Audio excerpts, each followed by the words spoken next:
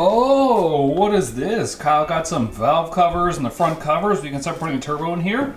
Very nice. What up, friends? Priority number one today, get a drive shaft measurement for Geenas' car. But we gotta get a drive shaft measurement using this new yoke we got and thingamajigger for the pinion. We've got to take out the other one. We got to put this one in here just for mock-up because we're going to permanently put it in there when we put the 308 gears in there, which we'll start that today as well. But we just need the eye-to-eye measurement for the drive shaft so we can get that ordered because the 20th is coming quick and we want to go to Tuner Bash. So this is the piece we're replacing with this piece.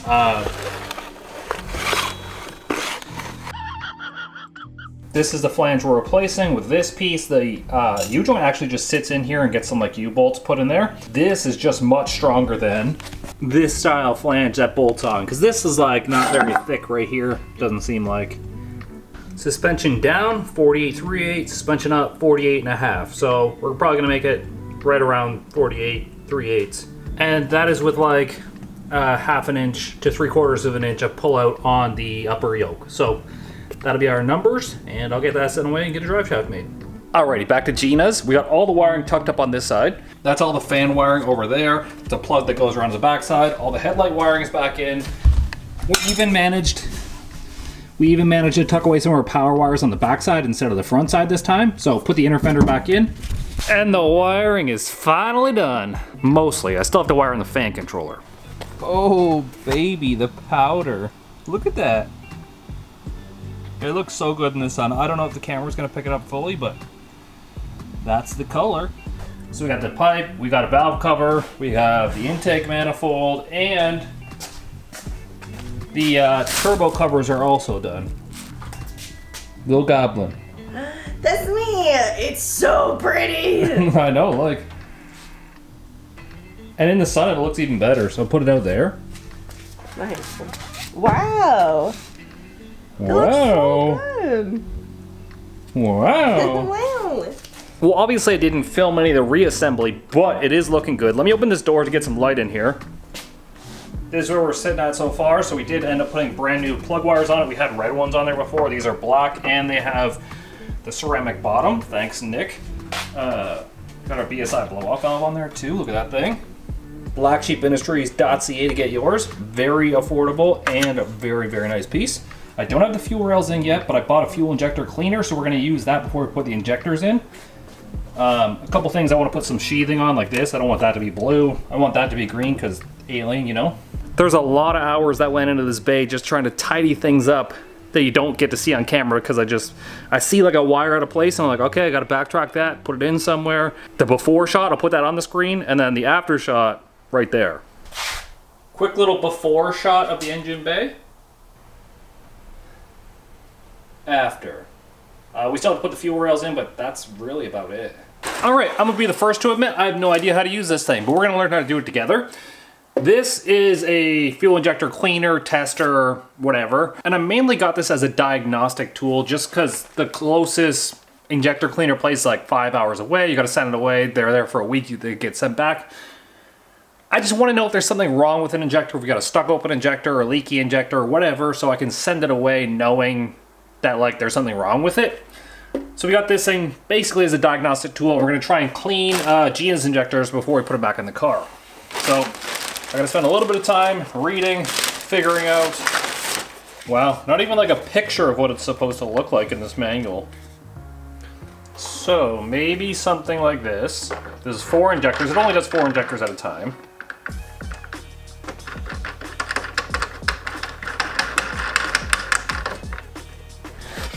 I bought actual ultrasonic cleaning solution, so professional. I really hope I'm just supposed to fill it up in the back here. Oh, perfect, just pissing out on the floor. That's a great way to waste $20 in friggin' cleaning solution. Okay, let's try that again. Now that we've got the plug in there. I think that might be a bath up there of some sort, and you're not actually supposed to fill this part, but I think you're supposed to fill it from the side here with this funnel. All right, we've got, yeah, I think that's like a bath or something in the top. I might have freaked that up. We've got 1 injector hooked up over here. You'll watch the pressure go up here, and if I just start it, it's just on a random idling test at 20 0 to 20 milliseconds.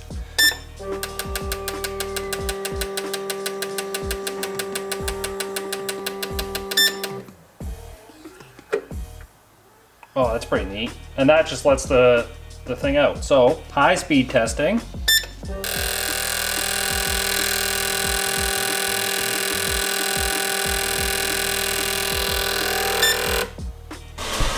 All right, so this ultrasonic cleaner was supposed to be mixed 5 to 1 with water. So I mixed it pretty good. It did foam up a bunch when I just used just it. So I think what I'm gonna do is I'm going to pull the injectors out because I figured out the top part right here is actually the ultrasonic cleaner. You need to fill it up enough that the tip of the injector is in the ultrasonic bath. And I think we're gonna run that through there first. And then I've been reading that you should get some mineral spirits maybe, something like that, for the tank. For the flowing, because I'd really like to get it where it doesn't bubble up at all. And I don't know what to put in there. Injectors in the top, ultrasonic setting.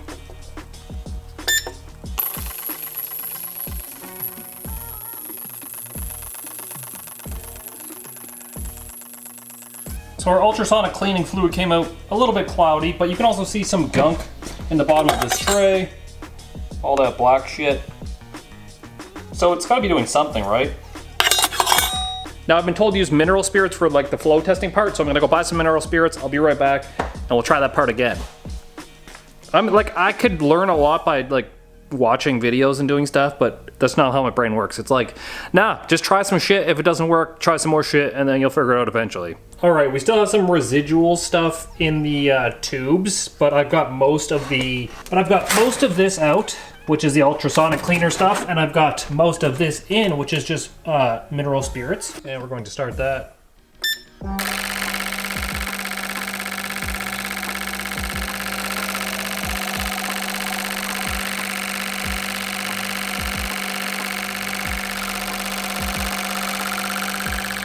All the patterns look very similar. The tops of the tubes are like a little bit not clear, just because the whole like that shit that was on the inside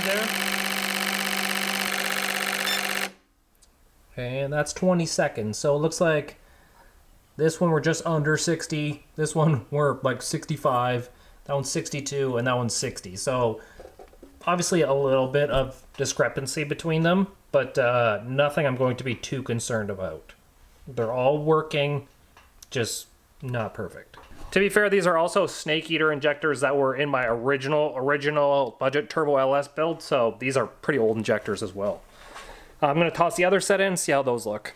All right, we got our drive shaft in. This thing is made out of chromoly, 1350 U-joints on both ends. But before we put that in, we wanna put our 308 gears in. So that means the rear axles are coming out and the spool and everything, so we can replace the ring and pinion and that.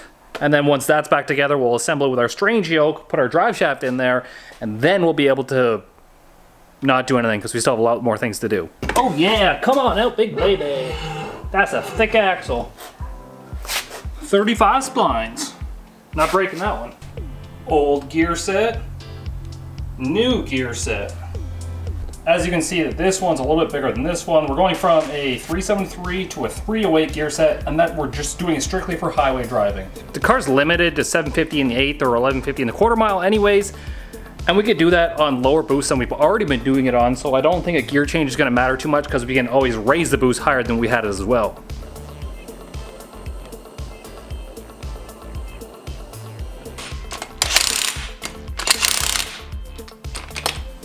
Well, I've got the bearing on this one here, but I don't have a seal driver to drive the race, like a race and seal.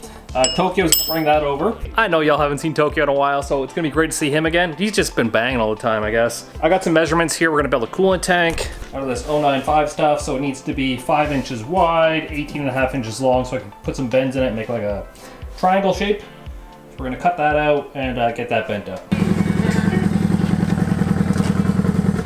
Yeah, Honda Davidson. With a turbo on it.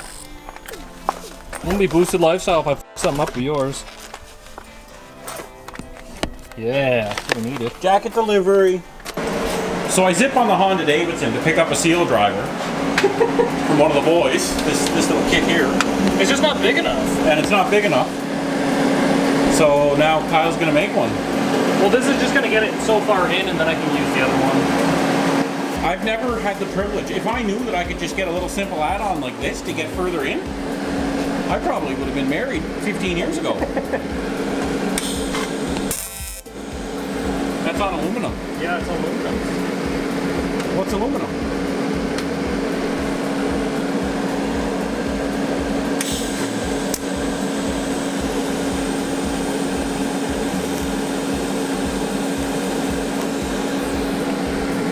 It's starting.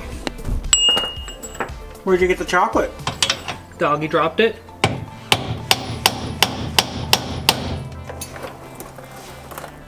Man, having a lift would be so nice. Our 10,000s backlash on the ring gear. So, time to get a pattern. See what happens, I guess. I'm glad this is something you really don't have to do that often. Unless you're changing gears like every event, then probably have a 9-inch. Makes more sense, right? Well, gear set is in. We just got to put the cover back on. Look at that mess. Like, I hate working on the floor. It just feels so dirty. I just got to go get a shower now because, like, my arms and everything are just dirty. Anyways, I was wondering why I couldn't, it just wasn't making sense what I was doing. It was like the pinion was too far out and the heel and the toe or whatever. It just didn't make sense. I think I have another one over here. So what happened was there's a bearing that goes onto here and there's a shim between there. So usually you just take the factory forward shim out and you put in the other one and that's like gonna have the right pinion depth on it. It just didn't make sense because that's what I did. I took the factory shim out, I put it on this one or the other one, and put the bearing on there, and then the measurements weren't working out. So I pulled it back out, and this bearing wasn't seated all the way, so that definitely makes sense what was happening. I seated it all the way. We got a really good pattern on the gear now. It's like right in the middle. It's a little bit shallow, but the backlash is actually like 7 thou, so we could open it up a little bit, but I'm just gonna run it like that, and that's the 308s in there. Now, instead of cruising at 3,300 RPM doing 100 kilometer an hour or 60 miles an hour, it should be closer to 2,500 RPM, which the motor's gonna like that a lot, and the cooling system's gonna like that a lot too. I'm going inside. It was a long day. That was like 8 hours for me to change gears. That's pretty depressing, but doing it on the floor is not good. It looks just like me, but with no hair. Gonna try and find all your tools. I know my tools are out everywhere.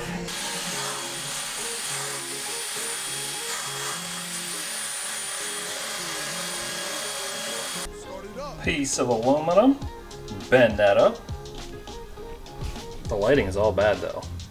There's my piece of aluminum. Bend that up.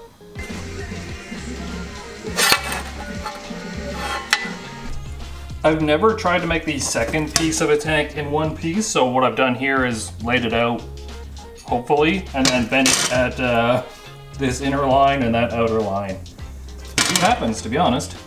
It ends up something like that, and then this one kind of just fits like that. It doesn't match perfect, but with aluminum you can get it close enough and then tap it and weld it. Wes back here putting the axles in. Yeah, put that shaft in there. Got it.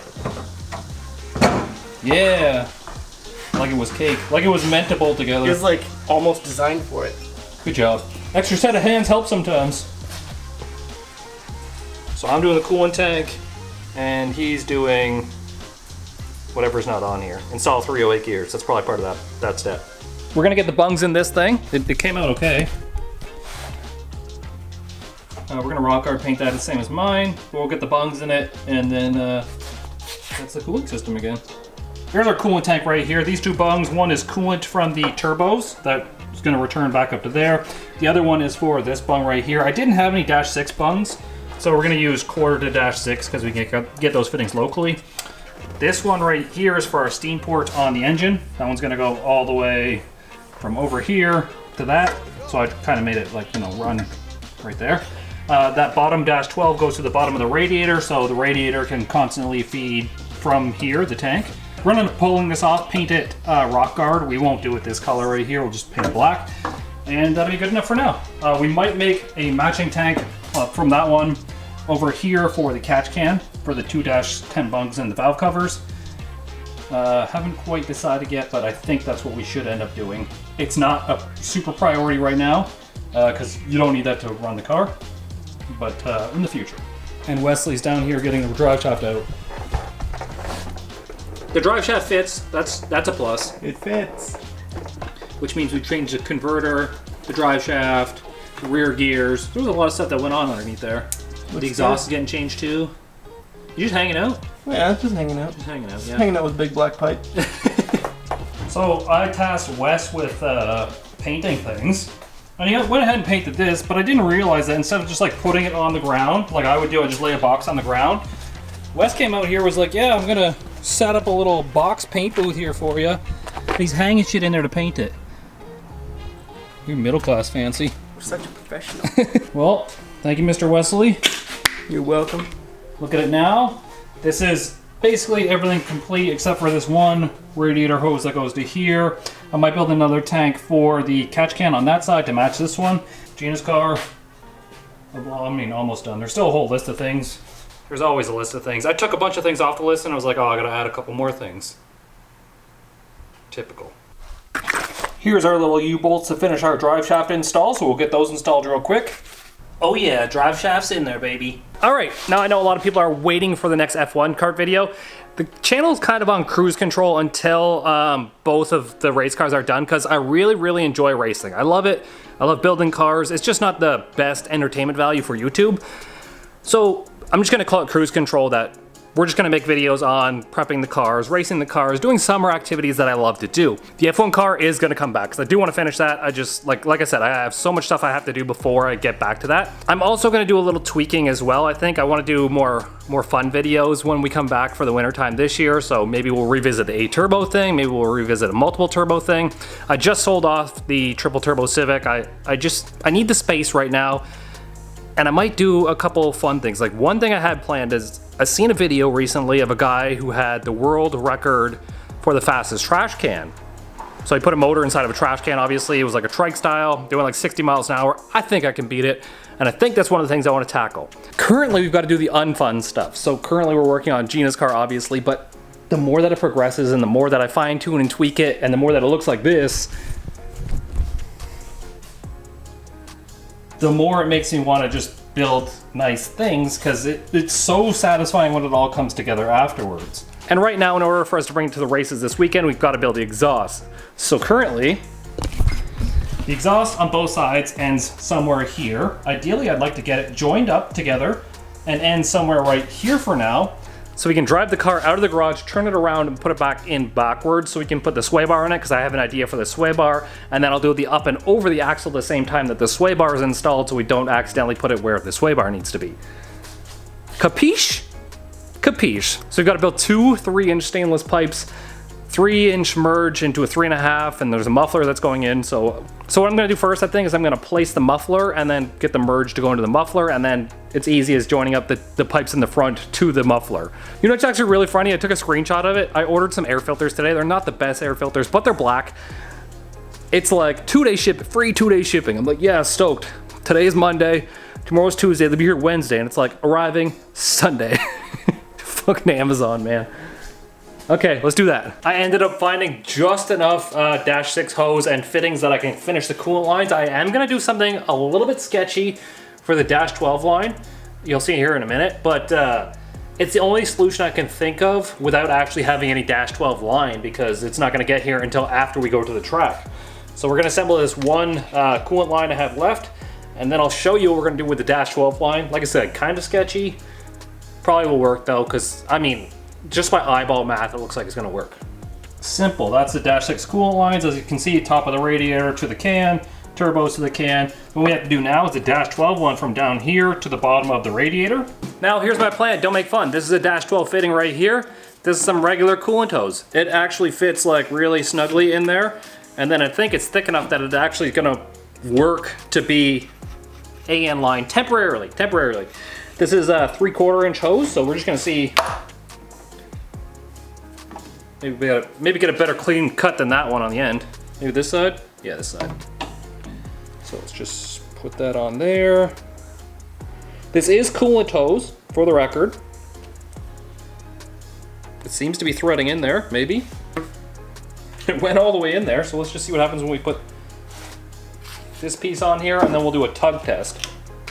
That's what I get Gina to do to me all the time. Let's just see. The tug test.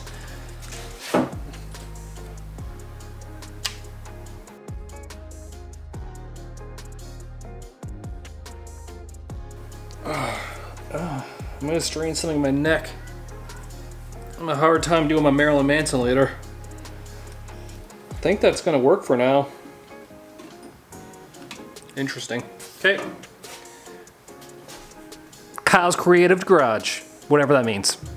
I never even thought about how easy or hard this would be to fill up, so we're about to see if there's like lots of resistance in filling this thing up.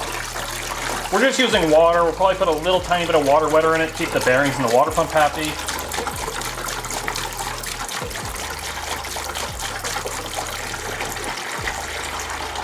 You just don't ever want to run coolant if you don't have to. This is not coolant, I'm just using this to fill the water. But because it's so hard to get coolant off the track, you definitely don't want to run coolant. If you don't need to anyways. It seems like it's filling really well though, which is really nice. And we have no current leaks. Oh, I do have a leak. Of course I have a leak after putting friggin' gallon of water in it. Typical Kyle. So instead of doing what I said I was going to do, I ended up putting fluids in this thing and wiring up the starter. So we're going to attempt to start this thing. No exhaust on it, it's just open down pipe, so it actually does get pretty loud. You can hear the turbos like really loud in this thing. I just want to make sure this thing runs, man. After all this work we've done, cutting wires everywhere, I just want to make sure that it runs. The only thing that isn't hooked up is the fan relay right now. I didn't wire that in yet, so hopefully good luck. Oh. What did we do wrong, Kyle? Knew I had to connect to the red-blue wire. Connected to the red-white wire instead. Obvious issue here, right? It's me. Okay, it should work now.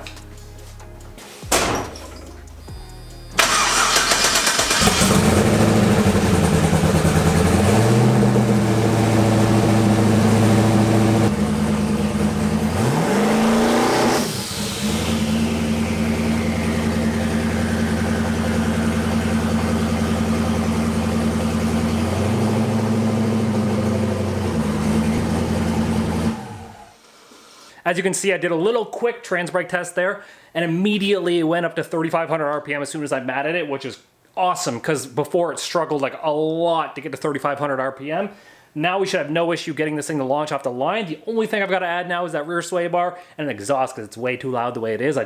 Nice street car, but here we are. It looks way better. We've got a whole bunch of upgrades done to this thing, and honestly, I hope the drivability is way better in it, because it was fun to drive under 100 kilometers an hour or 60 miles an hour, but above that it vibrated a lot. The torque converter hit you really hard when you put it in first gear, but like now it seems a lot better, and I hope it's for the better. Next time you see me, I should have the exhaust built, and we should have the sway bar in it, and we should be out testing. So sorry for the ramble video. Like I said, just keep moving on, baby. Peace easy, get that V.